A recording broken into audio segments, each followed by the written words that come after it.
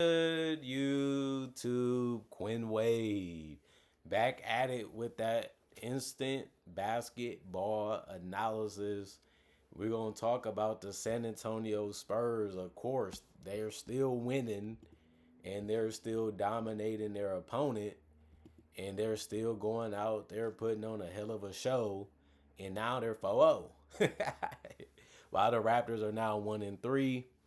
The Spurs won it 121 to 103, and they got off to a great start. 41 points in the first quarter, and they held the Raptors to 29. Then in the second quarter, they had 28 points compared to the Raptors 21. Raptors did win the third quarter by 2, but it didn't matter at that point.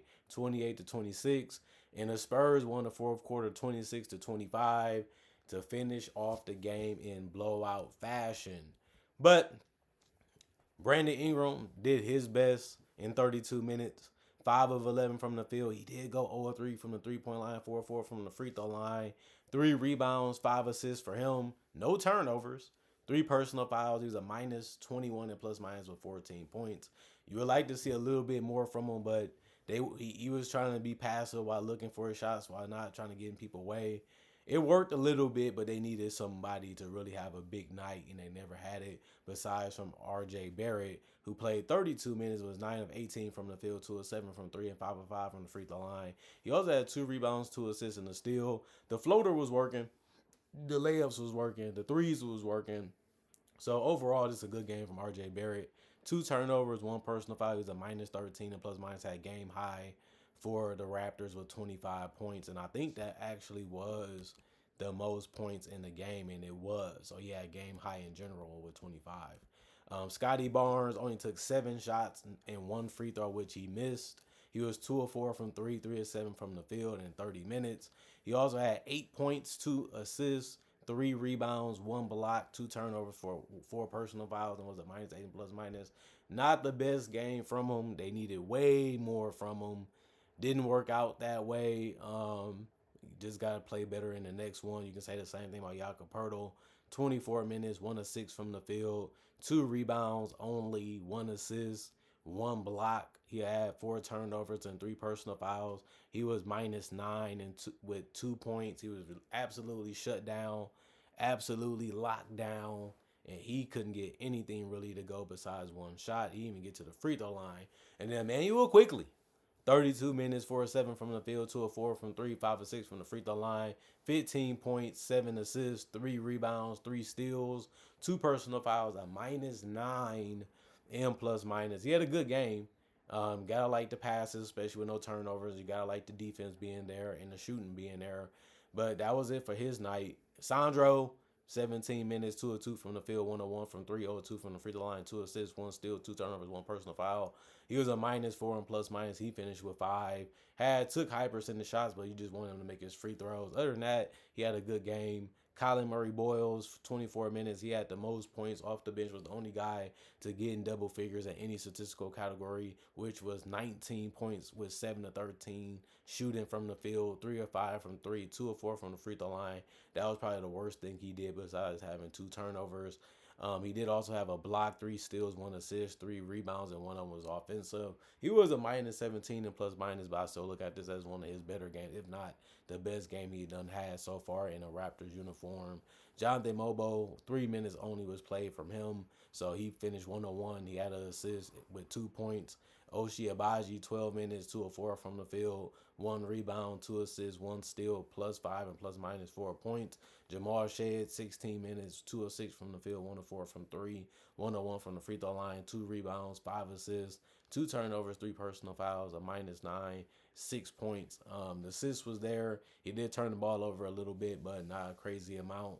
And, he tried to help out offensively. He did, but it just wasn't enough, unfortunately, for him. Jacoby Walter, 10 minutes, 1 of 2 from the field. It was threes, no free throw, 1 rebound, 1 assist, 1 block, 1 turnover, 3 personal fouls, a minus 10 and plus minus 3 points. And Grady Dick, 8 minutes. He didn't score a basket either, unfortunately. He was 0-2 from three. That was only attempts, no free throws. He also had a personal foul. He finished as a +5, and that was it. The rest of the guys did not play. Coach's decision.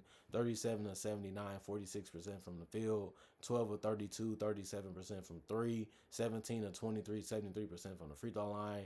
They did only have 20 rebounds, which is crazy. You never really see that. They had 29 assists, though. 9 steals, 4 blocks, 15 turnovers, and 23 personal fouls. And then you look at the San Antonio Spurs. Everybody played that was available. Um, Harrison Barnes got off to a really good start and kept it going throughout the entire game. 32 minutes, 6 or 7 from the field, 4 or 5 from three, 2 or 2 from the free throw line. 18 points, 5 assists, 1 steal, 3 turnovers, 2 personal fouls. He was a +12 and plus minus. The efficiency was there, the aggressiveness was there. That's what you had to like the most. And, you got a little clumsy here and there, but this is a better version of Harrison Barnes compared to the ones that was in preseason and at the beginning of the season, even though we still in the beginning, but the first 2, 3 games. Julian Champagnie, 23 minutes, 3 or 7 from the field, 1 or 4 from three, 2 or 3 from the free throw line, 9 points, 9 rebounds, 1 assist, 1 block, 1 turnover. He was a +5 and plus minus. He was short, he was little, but he was grabbing the boards like he was one of the biggest players on the court, and it was working, and it worked throughout the entire game. You have to love that. And Victor Wembanyama, a double-double, 24 points, 15 rebounds. 2 of them was offensive. He was 10 of 10 from the free throw line. That was amazing. He also was 7 of 8 from the field with no threes. Victor Wembanyama took no threes in this game. Made a lot of sense. And he did have some tough shots that he also made, including in the fourth quarter when it mattered the most. And that's when you need your stars to stand up and pick up their game and go out there, handle their business. And Victor did that in 31 minutes. He did have 4 assists, 1 steal, 1 block. He also had 4 turnovers, and a personal foul was a +35 and plus minus. That was the highest. Devin Vassell helped out with in 30 minutes. He was 5 of 10 from the field, 2 of 6 from three, 3 of 3 from the free throw line, 3 rebounds, 5 assists, 2 steals. He also had 3 turnovers and 3 personal fouls. He was a +20 and plus minus. He ended up finishing with 15 points. Really good to see from him. He's one of their better scorers and shot creators, and he proved that again today. And then Stephon Castle, 22 points, 31 minutes played, 6 of 12 from the field efficient. He did go 1 of 4 from three, made a big one to keep them ahead. 9 of 14 from the free throw line, though. 5 rebounds, 2 of them was offensive. He also had 4 assists, but he had 5 turnovers. Got pickpocketed a little bit too much, or just wasn't making the accurate passes, and they got the steal from those. But it happens when the ball is in your hand. You think you see the play, but you don't really know what the defenders see, and then they come out of nowhere and get the steal. But he did also have 1 steal of his own and 1 personal foul. He was a +17 and plus minus. Keldon Johnson, 4 of 6 from the field in 24 minutes, 2 of 3 from the three-point line, 5 rebounds, 2 of them was offensive with a steal and a turnover and a personal foul, a -2 and plus minus. He's mainly out there for his defense and his scoring. He did both of those things well today and still got in double figures with 10. And then Dylan Harper got double figures again. He finished with 11. He was 4 of 9 from the field, 1 of 2 from three, 2 of 2 from the free throw line. He also had a good assist-to-turnover ratio, 6 assists to only having 1 turnover. That was good, especially for a rookie. And he continues to be a hard player to stay in front of and a hard player to guard. 6 rebounds, 1 of them was offensive. He also had a steal and a turnover with 3 personal fouls, was a +6 and plus minus. Harrison Ingram, 2 minutes played for him. Nothing was done. No points. David Jones Garcia played 2 minutes. He was 1 of 2 from the field. He only had 2 points though and nothing else. Carter Bryant played 11 minutes. He was 1 of 3 from the field, 1 of 1 from three. He also had 1 block, 2 turnovers, 1 personal foul, +7 and plus minus 3 points. Riley Minks, 2 minutes for him, 1 assist, 0 points. Bismack Biyombo, 14 minutes, a 1 of 1 from the field, 1 rebound, 1 assist, 1 steal, 3 personal fouls, a -14 and plus minus 2 points. And Jordan McLaughlin, 10 minutes, 1 of 2 from the field, 1 of 2 from three, 2 of 2 from the free throw line. He had 2 assists, 2 steals, +4 and plus minus 2 personal fouls and 5 points. You have to like that the bench really came in and played good defense and was able to score well for the guys that was out there. Mostly everybody scored besides two people, but they scored so efficiently 39 to 67, 58% from the field as a team, and also 13 to 27, 48% from three. If your opponent posted numbers up like that, especially going 30 of 36 from the free throw line, that's a ton of free throws, and they only missed six of them. That's 83%, especially when you compare the fact that they was more efficient from three and from the field by over 10%. That's crazy, and that's going to help you lose a lot of games.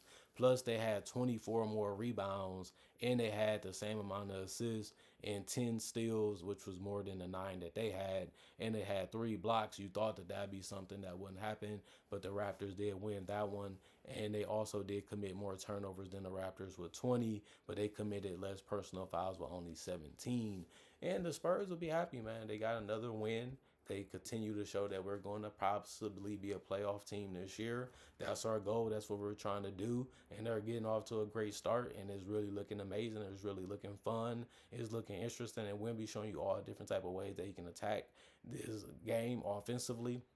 And he's showing you that he's still not going to fear trying to go after everything that he can block. And he only got one today, but he was contesting. He was there, and he was making it tough, and he was making you think. And that's what defense is supposed to do, is keep you uncomfortable. And I think he did that, and so did his teammates on the perimeter, and then some of the other guys on the interior. So the Spurs, they show you that they can do everything. They can shoot the three, they can get to the basket, they can get out of transition, they can create transition opportunities, and they can also defend. If they keep it up, they will be one of the best teams in the NBA. They already showing you that they have everything they need to win, and they don't even have all their players yet.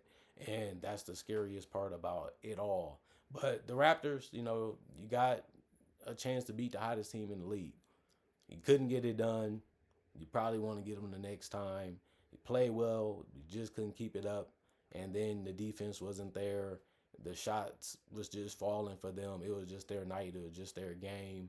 You showed up, tried as hard as you could, and it just went away from you.